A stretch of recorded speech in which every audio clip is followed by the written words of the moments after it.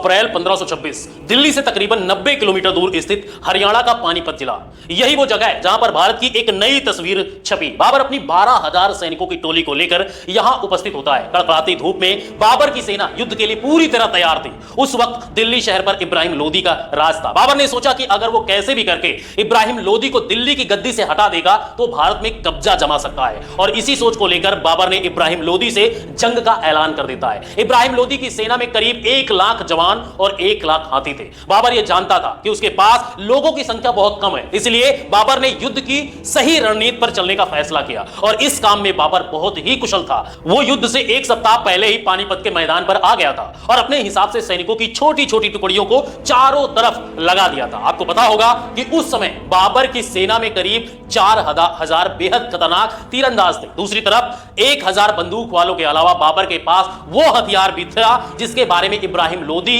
सोच भी नहीं सकता था, और वो हथियार कोई और नहीं बल्कि चलती फिरती आग बरसाने वाली तोपें थी। दोस्तों, हिंदुस्तान की किसी भी जंग में इस तरह की तोपों का इस्तेमाल सबसे पहले बाबर ने ही किया था। इसलिए यहां पर होने वाले युद्ध में अभी तक किसी को भी अंदाजा नहीं था कि इन तोपों का सामना कैसे करना है। बाबर जंग का ऐलान तो कर आया, लेकिन उसके अंदर कम सैनिक होने की वजह से थोड़ा डर भी बना हुआ था। 21 अप्रैल 1526 शुक्रवार की सुबह लंबे समय से जंग चलने के बाद इतनी बड़ी सैनिकों की टुकड़ी होने के बाद भी इब्राहिम लोदी बाबर के बनाए जाल में फंस गया। इसका सबसे बड़ा कारण बाबर की सेना में मौजूद निडर सैनिक तो थे ही, और उसके साथ साथ तोपों की आवाज से सेना में भगदड़ सी मच गई। इब्राहिम लोदी की सेना को बिल्कुल भी अंदाजा नहीं था कि वो इन खतरनाक तोपों से कैसे लड़े, इसलिए वो सैनिक जंग का मैदान छोड़कर भाग लिए और कुछ शहीद हो गए। यहां तक कि तोपों की आवाज इतनी ज्यादा तेज थी कि लोदी के हाथी अपनी सेना को कुचलते हुए भागने लगे, जिसके कारण अधिकतर सेना तो ऐसे ही ढेर हो गई। ऊपर से बाबर के तीरंदाज सैनिकों ने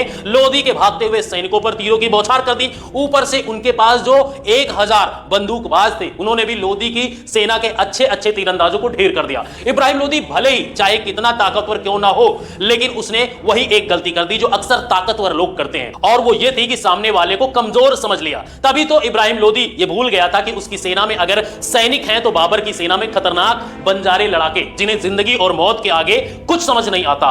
ऊपर से बाबर की सेना में गजब का भाईचारा था। इन सब के बाद बाबर आसानी से युद्ध जीत गया और इब्राहिम लोदी लाखों कोशिशों के बाद भी मारा गया। इसी के साथ ही भारत का भविष्य पूरी तरह से बदल गया।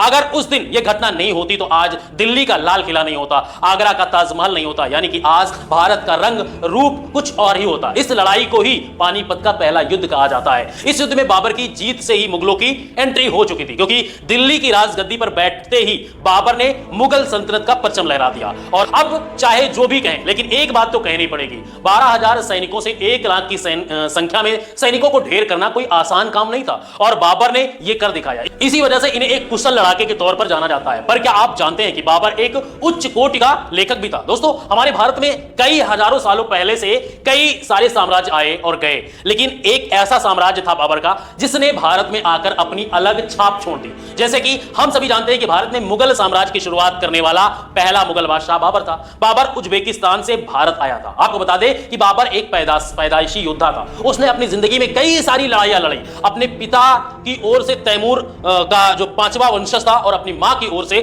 चंगेज खान का 14वां वंशज था। जब बाबर मात्र 12 साल का था, उसे विरासत में फरगना शहर मिला। उसके बाद वहां का बादशाह बना, पर बाबर का सपना किसी एक शहर पर बादशाह बने रहने का नहीं था। इसलिए 14 साल की उम्र में उज्बेकिस्तान के शहर समरकंद को जीतकर बाबर ने अपने साम्राज्य का विस्तार किया। साल 1505 तक बाबर कई सारी जंग लड़ चुका था और अपने राज्य का अच्छा खासा विस्तार कर चुका था, लेकिन अब उसकी नजर भारत पर जाती है। अगले 20 सालों तक बाबर अपने मुगल साथियों के साथ भारतीय उपमहाद्वीप पर कब्जा जमाने की कोशिश कर रहा था, लेकिन कामयाब नहीं हुआ। और सन 1526 में बाबर की नजर भारत के सबसे अमीर और शक्तिशाली शहर दिल्ली पर पड़ी। उसने यह सोच लिया था कि अगर भारत पर राज करना है तो दिल्ली को जीतना होगा, और पानीपत की लड़ाई से उसने दिल्ली पर अपना कब्जा जमा लिया था। अब बाबर ने दिल्ली सल्तनत का विस्तार करने में कोई कसर नहीं छोड़ी, लेकिन इसके बाद इनका छोटा बेटा हुमायूं बादशाह बना, और हुमायूं 29 दिसंबर 1530 ईस्वी में 23 साल की उम्र में सिंहासन पर बैठा और उसका राज्याभिषेक हुआ आगरा में।